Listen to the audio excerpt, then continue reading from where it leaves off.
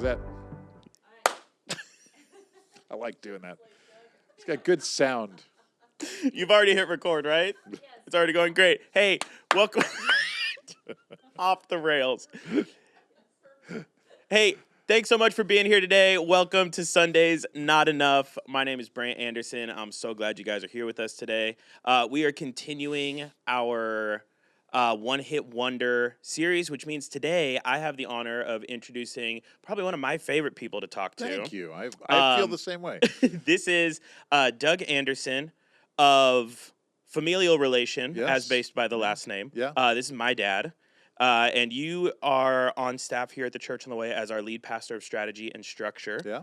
And I'm really glad you're here. Thanks. Glad it's you're really here today. good to be here. I'm excited to do this. This is going to be fun. So week 3 of – oh, wait, we can't go into it yet.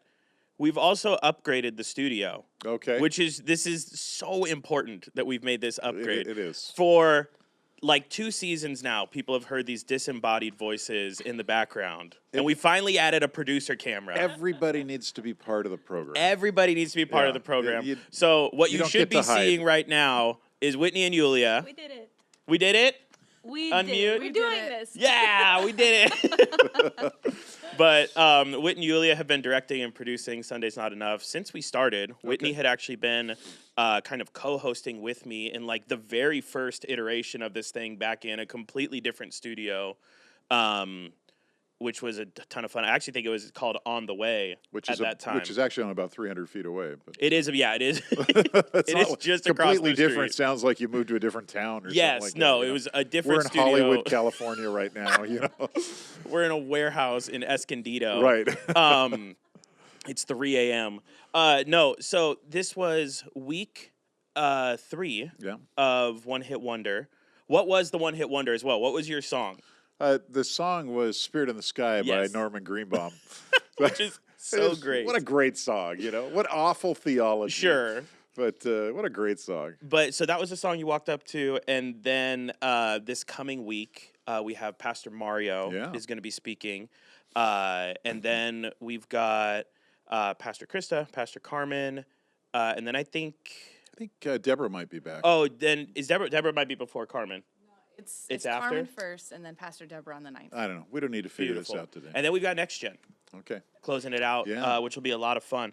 But so you spoke out of Matthew 20. Yes. And the title or the crux of your message was based around servant leadership. But kind of give us the quick flyby of Matthew 20 and what you were going after on Sunday. So servant leadership is what Jesus is talking about, and that's really where the message is going. Mm-hmm. But the single one-hit wonder is verse 26, the portion that says, "But among you it will be different." Yeah, and I just love that line. Where he is in the entire chapter, and actually Matthew does a really good job in how things are put together. Right. You know, pulling out what's the appropriate pieces to surround, to kind of sandwich things. But Jesus is dealing with the concepts of how do you change the world mindset from being about me and the position I can have, right? What I can do, where I can rule, where I can lead, and get it to the point of how can I serve? So really when it says, "But among you it will be different," it means you will not lord it over people. You will not live with without integrity. Mm-hmm. You will not live with your own self-importance and selfishness. You will live as a servant. Yeah. And I'm going to model this because I'm going to lay my life down. And that's kind of what that whole chapter is about. Well, and like some of the tie-ins you started to make was the world seeks power over, the kingdom shows power under. Yeah. The world asks, who answers to me? The kingdom asks, who do I get to serve? And this world's leadership is built on hierarchy, and kingdom leadership is built on responsibility. I really liked that third one because so much of the structure of the world's leadership systems is based on how high can I get in a corporate structure, in a corporation, in my career, in my skill, in in likes on the phone, you know, whatever. You know, hierarchy, when you think of it, it built into that word itself, you know, it kind of is that dome. It's like it's the ceiling. When the kingdom leadership is built on responsibility, it's the foundation. Interesting. And so, you know, you can build as many ceilings as you want. If you don't have a foundation, the thing's going to fall. Right. And so everything in the kingdom comes back to those foundational truths. So I really like that. That concept, hierarchy versus responsibility. The other thing that you kind of talked about was the I'm trying to find it here. You were talking about with servant leadership. You said it's servant leadership. It's a conversation that Jesus has with his disciples, and it's crystal clear. It's a crystal clear contrast with the religious environment of that day. Right. So you're already drawing the parallel that the servant leadership that Jesus was instilling in his disciples was not the religious structure that was in place in his time. Absolutely. In fact, it's why in verse 19, I believe it is, Jesus says, you know that the leaders lord it over, and that they like to, can't remember the exact wording, they like to have people honor, what is it, you know, and they want to flaunt their authority. So they lord it over people, meaning I'm in control of you, you know. In fact, there were things that the religious system began to structure that made it impossible for the people to accomplish what they needed to in order to fulfill what their religious requirements were. Interesting. Which always then placed those religious leaders over them because you can't do this, you know. And the authority thing, you know, they wanted to have authority. It also, I mentioned in that same comment, I believe, that he was also contrasting this with the world systems of the day, because what James and John had just asked for, you know, what their mommy had asked for, you know, was that one would sit on the right and one would sit on the left, you know, meaning first in charge and second in charge. And that's the political system of the day. They were thinking he was going to overthrow Rome and create a political system. That really was the thought process a lot in that day. They didn't understand yet. And they wanted position. Position they wanted after to be he prime overthrew. ministers. Yeah, you know, they wanted to you know, make me in charge of a department. You know, so they vice president and speaker of the house, whatever, you know, they wanted those positions. So he's coming back and he's saying, hey, it's totally different than that. He says it's not that way among you. Among you, it will be different. With that, because you'd even made the comment where you're saying, in our flesh, we naturally think about position, while Jesus was thinking about sacrifice. Right. Because what he turns around and says back to them, Yulia and I were laughing about it during service, because the thing he turns around and says back to them is kind of like, do you want to be about this? Yeah. Like, he looks back at them and says, like, Are you sure? This isn't going to be fun. Do you know what she's asking? Yeah. And here's one of the things I'd never seen until going through this time, though. They're saying, we want to sit on the right and the left. Yes. We want to have position 1 and position 2. He's saying, do you really know what you're asking? Because my kingdom is not going to be me sitting on a throne, and you're going to be sitting to the left. It's going to be me laying my life down to die. Like he had actually just told them in the sentence before, you know, moments before. And then you find this irony in Scripture that it does end up, when they said, yeah, we can do this, it does end up that they become the first martyrs of the disciples. So they did end up taking... They did actually do it. Yeah, they took position 1 and 2, which obviously isn't what they were thinking. But by that time, you see in them how convinced they were and how convicted they were of their belief system. You know, it was in John's... James, of course, is martyred in Acts, I think it's 12. And John... ends up spending his life on the island of Patmos, where he writes the book of Revelation. The Lord gives him that revelation. And so they became so convinced. They got what they were asking for. Yeah. They didn't have any idea what they were asking for. Right. And which that irony kind of gives me goosebumps. Yeah. You know. Well, and it's cool to see that in what they were originally asking for, what their mother was asking for them, that then Jesus turns and responds to them and says, "Are you sure this is what you want?" Yeah. Through their development of the next little time with Jesus, and then after he leaves and they continue to push the church forward, they did get to the place where that was what they wanted, and they were ready to lay down their life for the cause. Yeah, and so that's their very heart had cool. changed. Yeah. You know, it was now different. Now it was the sacrifice instead of the position. It was now different among them. Yeah. You know, they had really gotten to the place they needed to be. As you were looking, because you had mentioned that it was that specific verse in in Matthew 20 that was really kind of the one-hit wonder. What is the idea behind this series has been our pastors and our communicators sharing something that became transformational to them, or is really a scripture or a passage that carries deep weight in you. What about that one-hit wonder is or has been so impactful to you that you chose to speak on it? You know, there have been a number of different scriptures that have had meaning to me. Romans 8, 38 and 9. Also, you know, but this particular one, this one sentence or this one phrase, I think the thing that stands out to me is I get so disillusioned. Sorry, can I say this here? I get so disillusioned with church.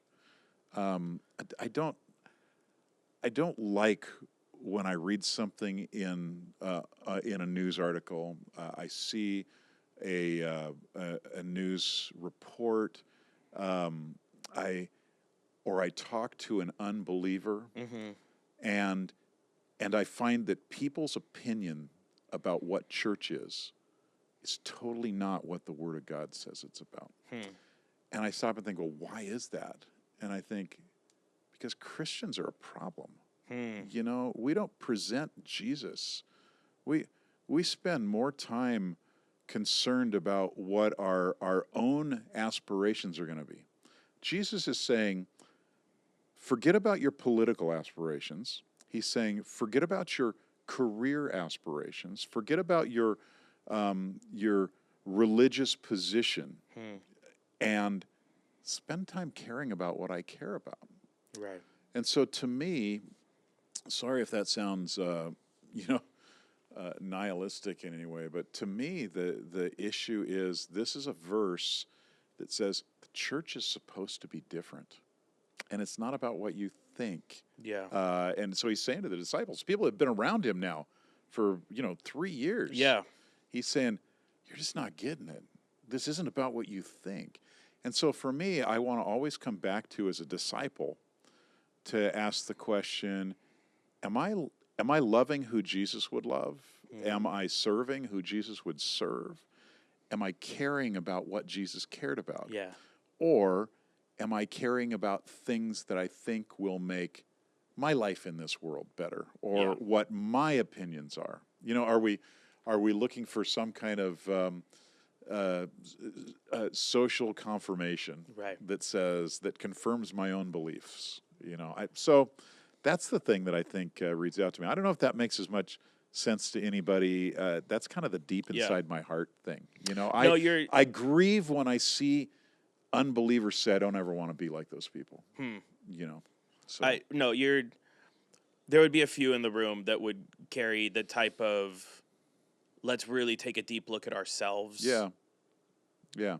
And it's funny because it had already come up. We had our creative team meeting this morning, and so joking about like the cynicism of what we have to look back on to continue to make ourselves better. Yeah. And things is we're evaluating services, we're evaluating transitions, but then there's also just kind of like, man, how, like, there are some Sundays where it just feels like people just want to stand and watch and not engage with church. It's much more of the, hey, you show me what you have, church guys.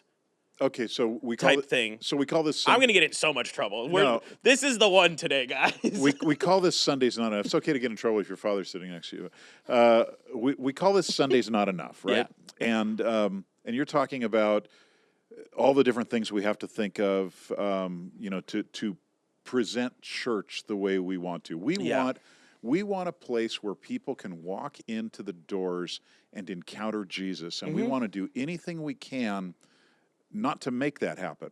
We want to do everything we can to keep the Holy Spirit from being limited. Yes. In other words, we're trying to alleviate distractions. Yeah. We're trying to make things comfortable. We want things to be smooth. Yeah.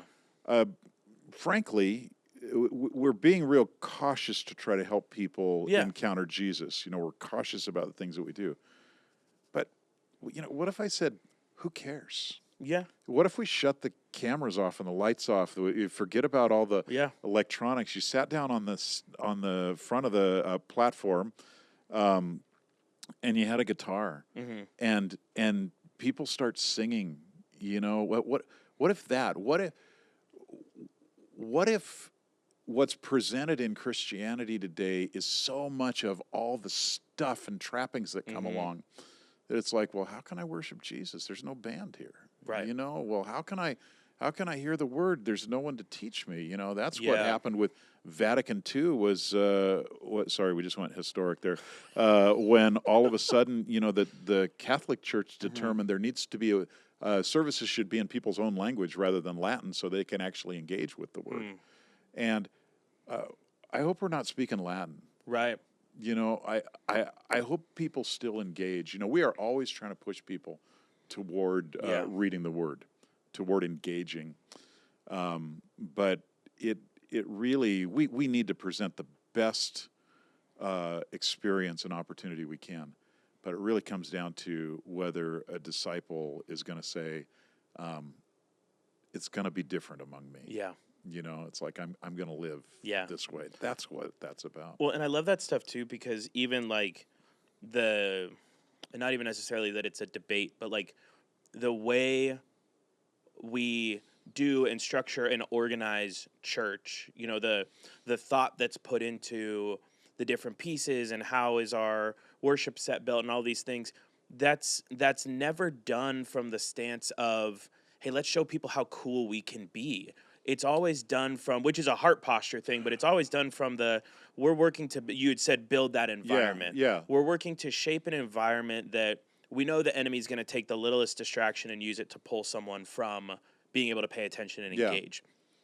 So with everything from, lighting to sound to when is someone walking up, those things are all done with the intention of, hey, we're trying to take people as they walk in and move them to a place where by the time we get to the message, the way the Lord works through our communicators and through our pastors, that the living, breathing word of God meets someone where they're at, which is one of the reasons with One Hit Wonder, I think it's so cool because you're looking at this scripture, taking something from it that's been foundational or transformational to you, and someone else could see this and on opposite ends of the spectrum, either not be moved by it at all and just look at it as text on the page, or they go, man, this actually means this thing to me.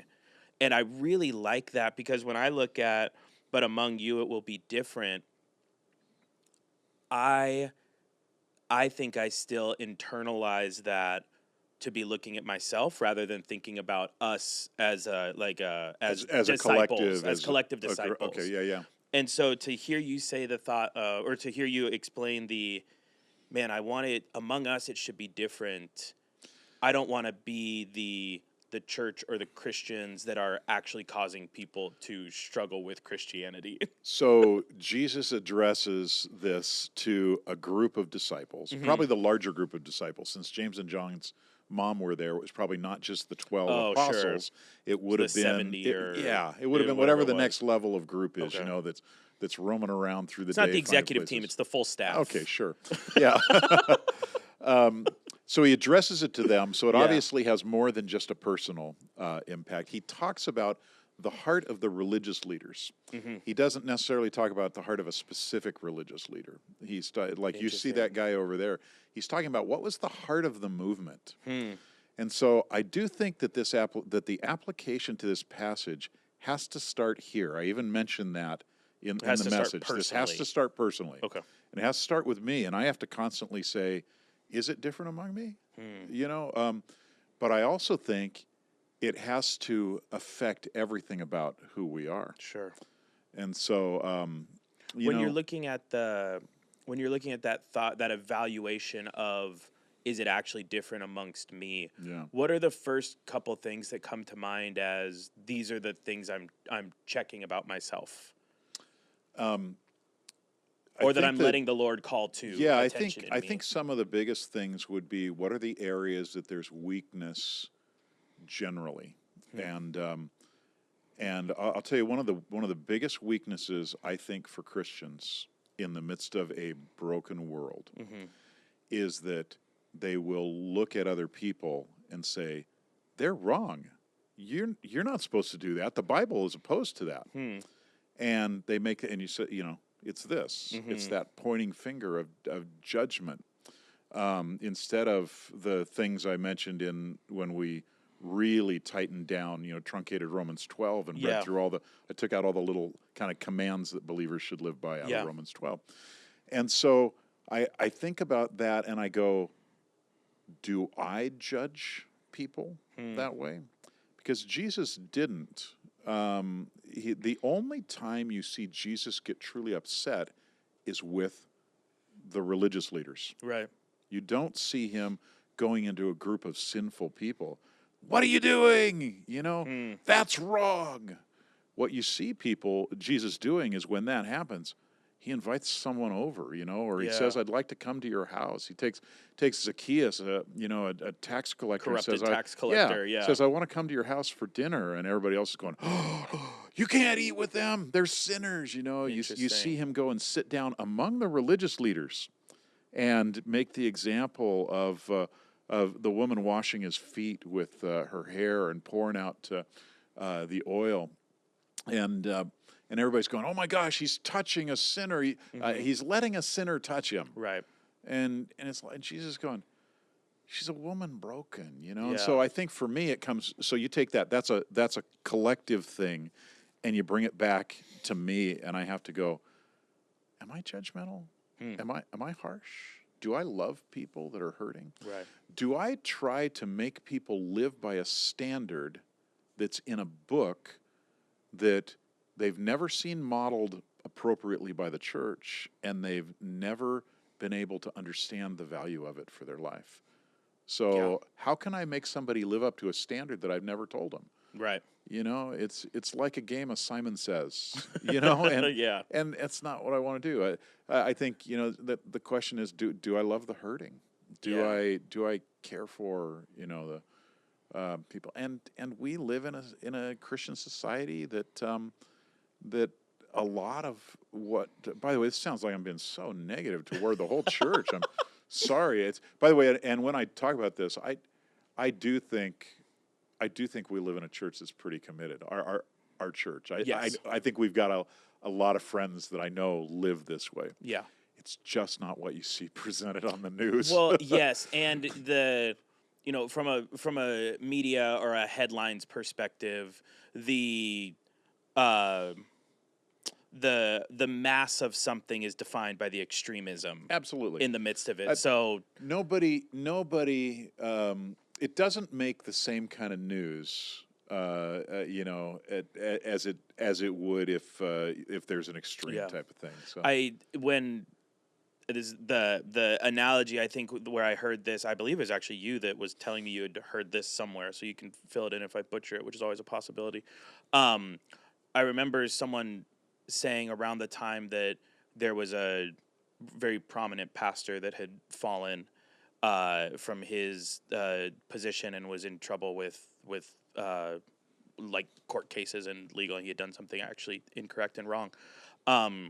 But someone made the comment where they said they never report on the planes that land. Yeah. Just the planes that crash. No, and I was right. Like, that's a really good illustration. It's hard to be involved in hope when the only thing that's reported about it is when it's messed up. There's so many illustrations like that. It's like I think about that when I'm flying. I'm not a big fan of turbulence, and I'm on airplanes, a number of times throughout the year, and every time turbulence comes along, it's like, oh, Lord help me, and I feel like, and I've had a couple of scary things, where it's like that was not what I expected, but yeah. The number of planes that land, the number of people that can swim in an ocean without being attacked by a shark. never gets reported on. No. It's only the one that gets attacked by a shark. You know? I think to bring this towards a wrap-up, in your conclusion on Sunday, you said Jesus isn't only correcting the 12 disciples, he's establishing the DNA of his church. Whether someone leads a church, a ministry team, a business, a family, or simply influences a few friends, the defining question is not how much authority do I have, but how am I using the authority Christ has entrusted to me for the good of others? That's good. That's good writing. That was a good one. We should have that guy speak again. All right. So think about this. This was in both services the biggest surprise to me, and yet as I process through that with the Lord, it shouldn't surprise me. I asked the question in both services: how many of you are leaders? And I would say, I don't know. Let's ask the booth if you saw the percentage. I would say it would be safe to say 5 or 6% of the congregation raised their hands. Oh, it was only a smattering of hands. It was a smattering of hands that went up. And it actually caused me to get a little frustrated, which you might see in the video. Not that he hasn't been frustrated through other portions already. Yeah, but I thought, oh my gosh, you're not seeing who God sees you to be. He's considering you a leader because all of us have places we lead, and so I actually wrote in the message that that we oftentimes think of leaders as the owner of my company, the foreman at the business, at the job site, the person who has employees that they oversee. People think of the one person at the top. But what about the places that I do lead? My family. Yeah.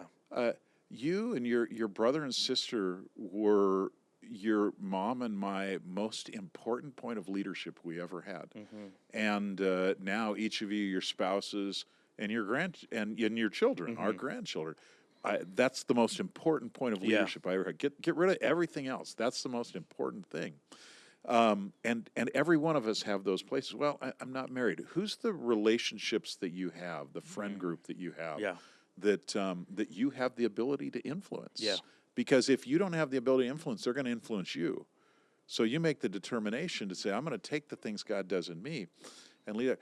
By the time I asked the question again, I would say 90% of the hands went up because people start to realize, oh my gosh, I'm a friend, I'm an aunt, I'm a I'm a neighbor that have the ability to connect with, and there's we all have areas of influence. I remember there's a word AEGIS, aegis, that Pastor Jack years ago used in a sermon where he was doing a series called Your Aegis of Influence, identifying the fact that every one of us have a circle that we have influence in the midst of.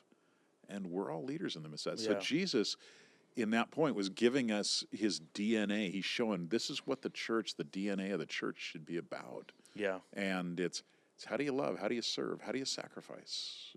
So, yeah. Just because you brought it up, like as a kind of a quick departure, what would you say, or what do you think is the reason that question is initially answered by a smattering of hands? What is the thing about leadership or influence that people don't immediately connect to? Yeah, I think that as a culture, we celebrate people with enormous amounts of influence. Sure. You can open your phone any morning and there's numbers of different actors or actresses, numbers of different business leaders that you'll find an article about. Yeah. People go, I'm not that. I'm not that. None of us are that. I think I might have hit 100 followers on my Instagram account recently. So, and I think people see that exalted. They look at points of leadership that get talked about that are those significant points. The president of this, of this company, the president of the United States, the captain of this soccer team. We're in FIFA time right now, World Cup season, and so everybody starts hearing these names and that we haven't ever heard before. But you realize I think that's what people look at and they go, I'm not that, man. And I think that then the biggest lie that the enemy can give to us is to say, you're not important. And I don't think that's true. I think you're important. I think God sees you as way more important than you see yourself. I think if you stopped and sat back and took a pad of paper or sat down with the notes app on your phone and start saying, who are people in my life that are around me? What are places that I go to? I think you'll find that some of those, you've got some influence in there. So, and I don't think people naturally see that. So that's why I think that was not a plan in the message. The plan was to talk about you're all leaders. The plan was not to get people to do a self-evaluation and find out they were wrong. That just happened. Yeah. You know, in the first service that happened. I did it again in the second and was equally surprised. So anyway, I think that's important. I like that thought process though, because it's at that point it's that what's pushed at people is these massive, mega leaders. Influential leaders and people, and not incorrectly so, but that doesn't disqualify the influence and leadership, because Jesus didn't use world leaders to be his disciples. They were fishermen. Yeah. Right? Like he just grabbed normal people and changed the world with them. Right. So you might be sitting there as also, maybe you're not a fisherman, but maybe you're a carpenter. I'm not a fisherman. I've never wanted to go fishing. I never taught you. I apologize to anybody that likes that. But normal people can still have influence, can still be leaders. There's not a bar at which you're suddenly the leader Jesus is looking for. Right. We've also wrecked the whole point of analysis, any point of comparison, when we came up with this title of influencer. Sure. And I want to say an influencer, as we talk about it, social influencers, they're not influencers. Yeah. They're advertisers. And what's interesting is they're trying to sell you something. And I guess, advertising is influencing. Yeah. But they're ultimately trying to sell you something that causes you to engage more. But you are not the customer in social media. You are the product in social media. That's a whole nother podcast we could do, because ultimately you're the product that an influencer is trying to sell to someone else so that they get more followers. Yeah. That gets them more money. Yeah. So it's really it's a reversal of what that is. And because we think of what influencers are that have millions of followers, I go, I don't have that. Yeah. I'm not influencing. If anyone. I post about, hey, come to my church, how many people are going to see it? Hey, what if it's one? What if it's one? Yeah. That would be all right. Yeah. If every person in a church brought one person to church in a year, I mean, just think about that. And let's say just 5% of those people get saved. Yeah. How much influence is that? Yeah. That's awesome. I thank you so much, Dad, for hanging out with us today. I hope we went the right direction, man. Whitney? Did we do okay? Yeah. Is there something you'd like addressed? I think what I keep thinking about, you mentioned a couple times just the kind of the sacrifice of leadership. Yeah. Just that there is one, and that the higher your calling, the deeper your surrender. So when we talk about how you have leadership, really equates as influence, right? Father, mother, friend, neighbor, whatever. I don't know. I just keep thinking about, well, what does that sacrifice and surrender look like? Are we talking about simply like, oh, you're putting down your selfish desires and doing things you don't really care to do for the benefit of others, or is it like, sometimes, what does that look like kind of for the average that's person? That's a really good question. Good job. Yeah. I think there are times that even in the midst of it, there's no problem with desiring to climb the corporate ladder. Sure. There's no problem with desiring to become the best you can at whatever you do. Whether it's become the president of the bank or the or the journeyman carpenter or the IT designer. There's no problem with that. I think that the higher we go, the more care we show to people is important. Because you look at Jesus, he constantly was loving people. And I think showing that care. So I inadvertently told the story. It just fit in the message. I think it's in the version we have online, because I didn't tell it at both services. Of the man that that had gone to our previous church, who was the CFO of a multinational organization. He was the CFO over all of America's operations in that organization, and it was literally billions of dollars and thousands of employees. And I asked him after the crisis in 2008, I said, how did your company do? So we got this financial crash in 2008. I said, how did your company do? And I'm expecting him to say, our sales were down by, $2 billion last year or something like that. Or man, we've had to cut all these things because there's no money. And his first response to me was, we didn't have to lay off one person. Nobody lost their job. And I thought, wait a minute.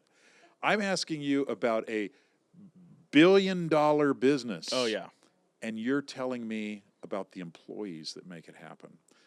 That is a leader that's created sacrifice. That gets me emotional. Yeah. He's a great man, and I know the difficult road that he walked through to get to that place, because he actually told me, well, I lived through that with him, and it was impressive to me. So I think that's kind of the thing. It doesn't mean we constantly have to say, well, I'm in this awful job. I think it's, how are we considering other people in the midst of it? And does this job afford me the opportunity to show care?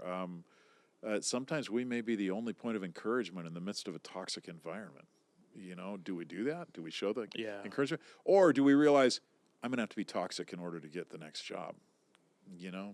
So. Beautiful. Yeah. No, I appreciated the direction you went with the message and what you pulled out of that. Looking forward to the rest of these. I think we also got a plumbing update at one point. By the way, the sink still doesn't work. Oh no! I didn't have any time to get to it yesterday. I've actually put a call in to a plumber. This one has beaten me. Okay, so. I did. Well, I did hear that you maybe got some plumber recommendations. I did by talking about. Thank you, church, for we got one good plumber recommendation. We don't do Angie's List any longer. This was like someone that came and said, this is the best plumber I've ever used. And it's like, that's what I wanted to hear. Beautiful. So. Well, I hope your sink starts working. I hope so too. Before we bring the kids over and have to use the sink. Yeah. But Dad, thanks for sitting and talking with us today. Love you. Love getting to chat and I love do you this too. stuff together. Love you guys too. Yeah, thanks, Booth. Booth. Back to great. the Booth shot. But yeah, next couple weeks, we're continuing through our One Hit Wonder series. This Sunday, Pastor Mario is going to be speaking. It's going to be great. You should come check it out. 9:15, 11:15 for English right here at our campus in Van Nuys. 1:15 in Spanish, and then 6 o'clock down in Sawtelle. Yeah. If you're over on the west side of LA. And yeah, we would love to have you come and join us for a service if you don't already have a church home. Obviously, you can watch us online right here on the YouTube channel. We'd love to have you guys there. But yeah, I think that's it for today. Thanks. Sound good? Thanks for having me. Awesome. Yeah, absolutely. Right. Hey, we love you guys. Thanks so much for being with us. We'll talk soon. Bye.